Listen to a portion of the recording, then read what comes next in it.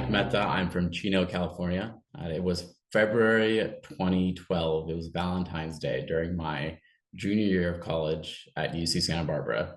At that point, I was still fully in the closet, hadn't come out to anybody. My friends, convinced me to come out with them to this bar. They knew that something was wrong, and I was, you know, just really sad and feeling really lonely. I was in this place of just real sadness and depression, and had to step away and just be alone.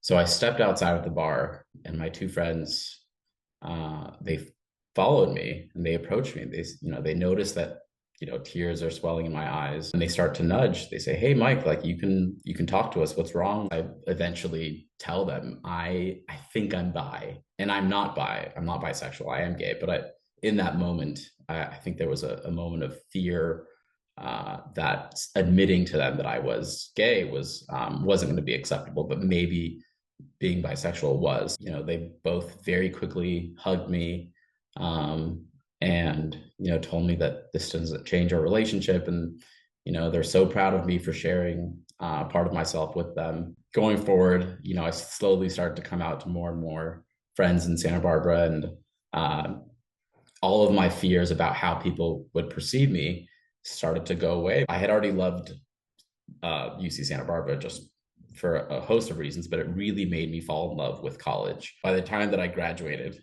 it was 2013, summer of 2013.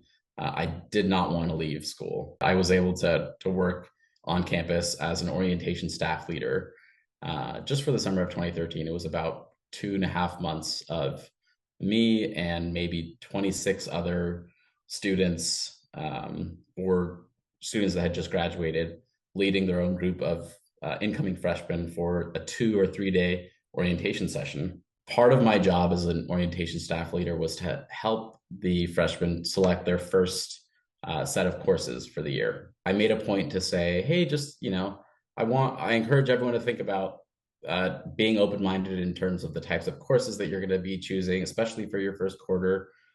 You'll see that there are courses like Introduction to Feminist Studies that are open. I really encourage you to think about taking courses like that. You'll learn a lot, especially in just in terms of being not just accepting other viewpoints, but also potentially learning about yourself. There was one student kind of in the corner, the back of the classroom, and to the corner, who kept to himself, who just seemed especially quiet compared to the others. I remember these two students in particular who made a point to say among themselves, but quite loudly, that they would never, they wouldn't be caught dead taking a course like Intro to Feminist Studies. I thought it was really important to share with them that, question the way that you think about these courses, and it'll really, make your college experience a totally different, it'll make it completely different in a really positive way. I'd taken courses within the humanities that, especially after coming out,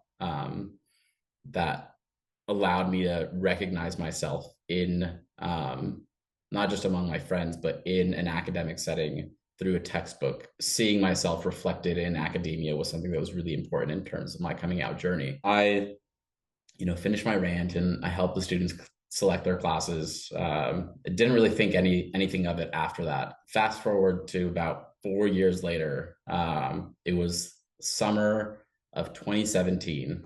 At this point, I was in law school. I was at a bar in West Hollywood, Sunday Fun Day. It was, a beautiful day in Los Angeles. I feel someone tap my shoulder.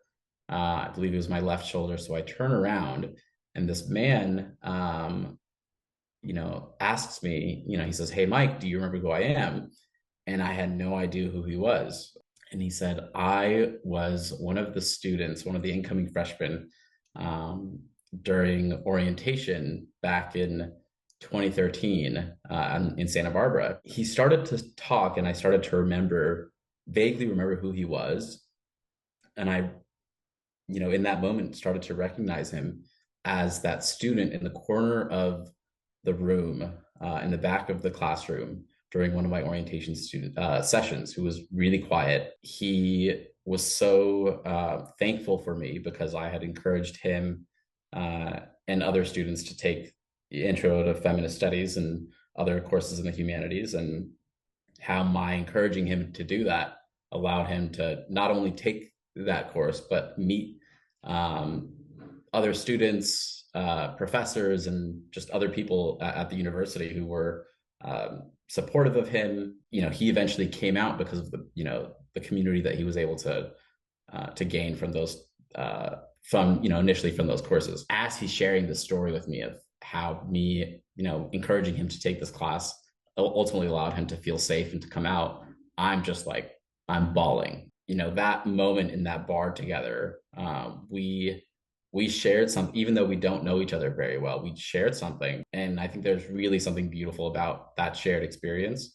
I also think that interaction taught me that advocacy is, it comes in all shapes and sizes. I think it's really important for people uh, to share their, not just share their beliefs, but especially when there's a little bit of pushback against what you might be saying or what your opinions are, to be steadfast in what you're saying and reemphasize uh, what your opinions are, and why they're important to you, because I think they can have really profound impacts on not only other people's lives but on your own life.